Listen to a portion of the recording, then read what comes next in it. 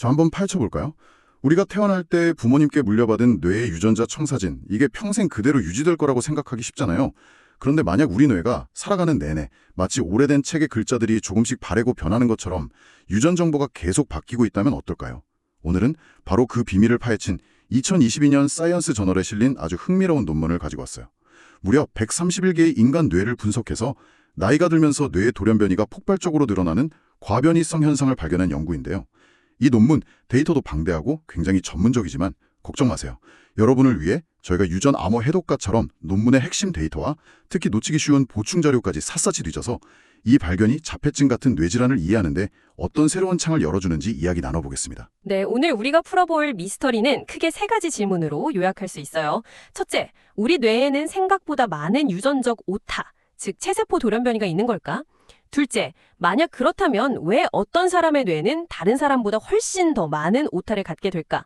그리고 마지막으로 이 오타들이 자폐증이나 조현병 같은 신경정신질환과 정말 관련이 있을까? 이 질문들의 답을 찾기 위해 연구팀은 정상인부터 투렛 증후군, 조현병, 자폐 스펙트럼 장애 ASD를 가진 분들까지 총 131명의 사후 뇌 조직을 기증받아서 전장 유전체 시퀀싱이라는 기술로 분석했어요. 보통 수십 번 읽는 수준인데 이건 무려 200번 이상 반복해서 읽는 초고기정밀 분석이었죠. 200번 이상이라니 정말 철저하게 들여다봤네요. 그럼 그 첫 번째 단서부터 한번 따라가 보죠. 분석 결과를 담은 논문의 피겨 1A를 보니까 대부분의 뇌에서는 한 20개에서 60개 정도, 그 정도의 돌연변이가 발견됐어요. 그런데 이게 다가 아니었죠. 치솟는 현상이 나타났어요. 연구팀은 이걸 과변이성, 즉 돌연변이가 과도하게 많아지는 경향이라고 이름 붙였죠. 말 그대로 돌연변이가 폭발한 뇌인 셈이에요. 잠깐만요. 여기서 청취자분들이 가질 만한 첫 번째 의문이 생겨요. 수백 개라니 혹시 분석 장비가 만들어낸 오류일 가능성은 없나요? 데이터가 워낙 방대하다 보면 그런 노이즈가 낄 수도 있잖아요. 아주 중요한 지적이에요. 연구팀도 당연히 그 가능성을 염두에 뒀고 이걸 검증하기 위해 여러 겹의 안전장치를 마련했어요. 논문의 Figure 1B, CD와 보충 잔료인 Fig S2가 바로 그 증거들입니다. 아, 그 증거들이요. 네. 먼저 돌연변이에도 일종의 지문 같은 패턴이 있거든요. 이걸 치환 스펙트럼이라고 부르는데 예를 들어 C라는 연기가 T로 바뀌는 돌연변이가 다른 종류보다 더 흔하게 나타나는 시기예요. 분석 결과 수백 개의 돌연변이를 가진 과변이성 뇌의 지문이 수십 개를 가진 일반 뇌의 지문과 완벽하게 일치했어요. 만약 기계 오류였다면 이런 일관된 패턴이 나올 수 없죠. 아, 그러니까 범인의 지문이 현장 곳곳에서 동일하게 발견된 거랑 비슷한 거군요. 또 다른 증거도 있나요? 네. 우리 DNA는 어머니에게서 온 가닥과 아버지에게서 온 가닥, 이렇게 두 개가 한 쌍을 이루잖아요. 네, 그렇죠. 해플로타입. 맞아요. 연구팀은 돌연변이가 이 두 가닥에 골고루 나타나는지 확인했어요. 결과는 역시 일반 뇌와 똑같이 거의 50대 50 비율이었죠. 이런 여러 증거들이 이 돌연변이는 진짜다라고 말해주고 있는 거예요. 알겠습니다. 그럼 이 현상이 진짜라는 건 확인됐는데 피거 1E를 보니까 여기서 정말 놀라운 사실이 드러나더라고요. 그렇죠. 바로 나이와의 관계예요. 40세 미만 젊은 뇌에서는 단 2%만 과변이성을 보였는데 60세가 넘은 뇌에서는 그 비율이 16%로 무려 8배나 급증했어요. 8배나요? 네, 이건 아주 중요한 사실을 시사해요.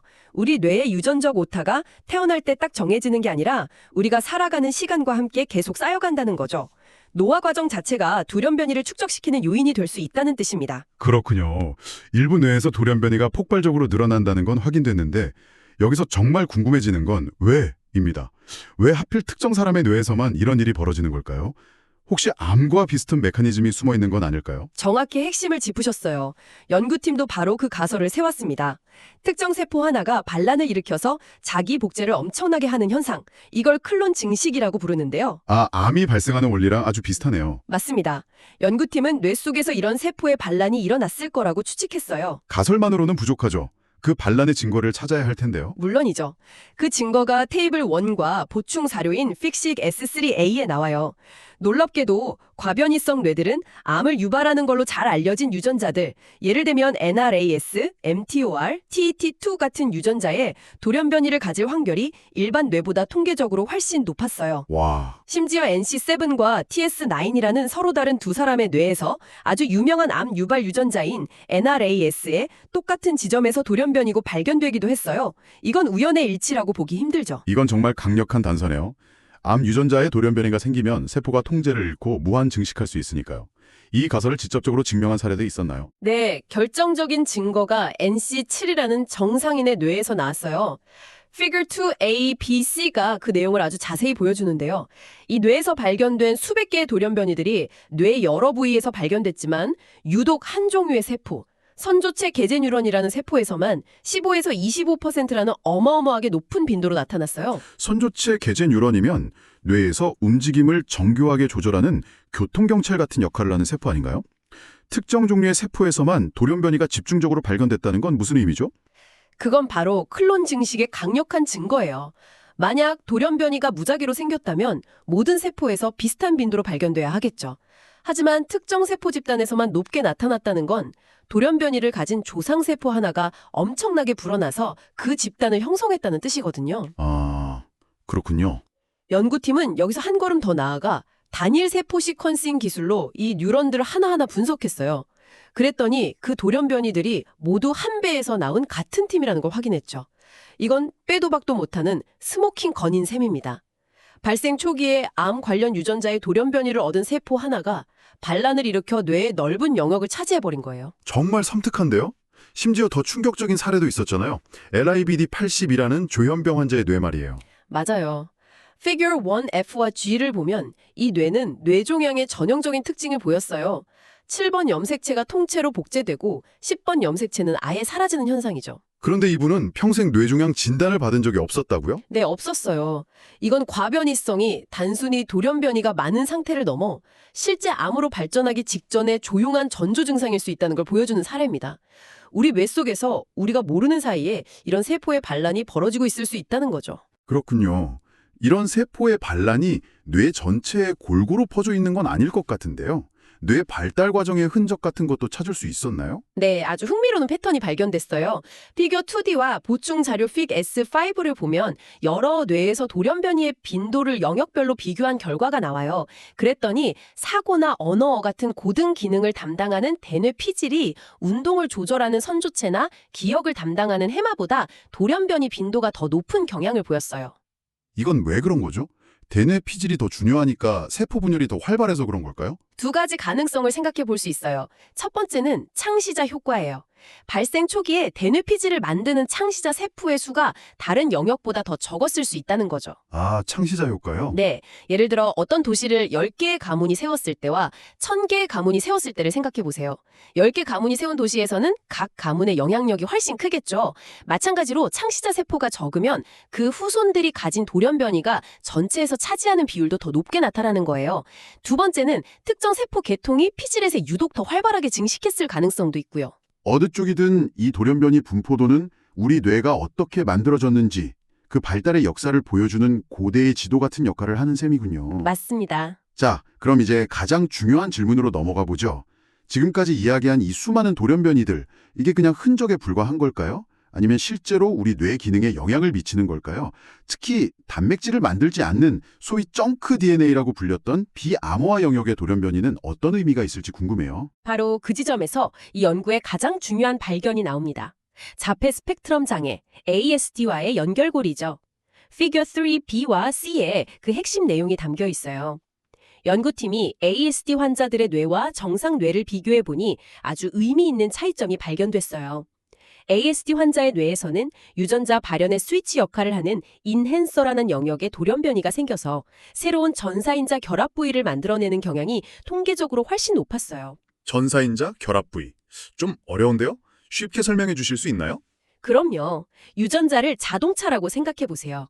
전사인자는 그 자동차에 시동을 거는 열쇠 같은 단백질이에요. 네, 열쇠요. 그리고 전사인자 결합 부위는 바로 그 열쇠를 꼽는 시동 스위치고요.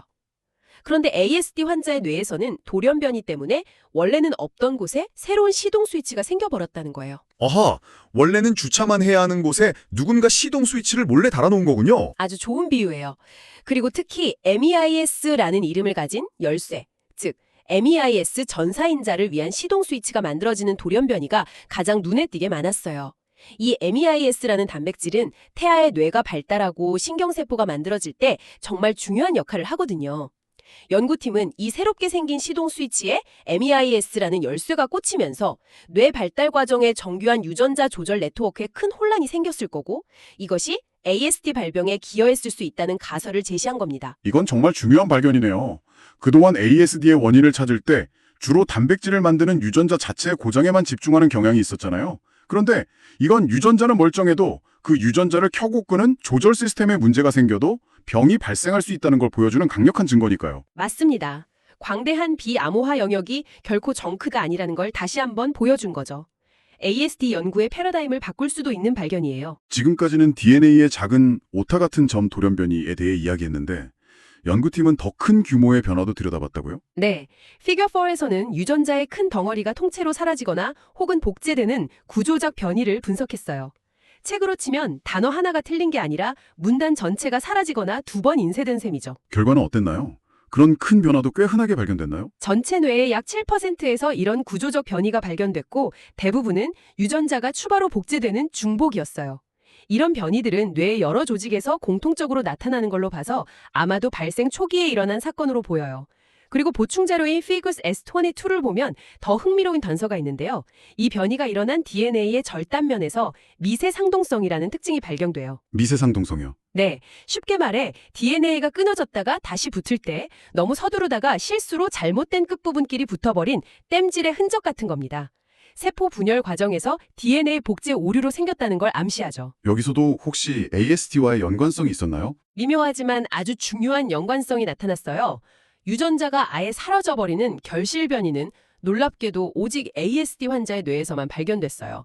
물론 표본수가 적어서 이걸로 단정하기는 이르지만 뇌 발달에 꼭 필요한 유전자가 이런 체세포 결실 때문에 사라지는 것이 ASD 발병과 관련이 있을 수 있다는 중요한 가능성을 열어준 거죠.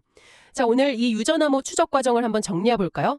첫째, 우리 뇌는 고정된 존재가 아니라 평생에 걸쳐 돌연변이를 축적하는 역동적인 곳이고 특히 노화 과정에서 일부는 수백 개의 돌연변이를 가진 과변이성 뇌가 된다는 걸 확인했어요. 네, 그랬었죠. 둘째, 이 과변이성의 배후에는 암 유전자 돌연변이를 가진 특정 세포가 반란을 일으켜 증식하는 클론 증식 현상이 있었죠.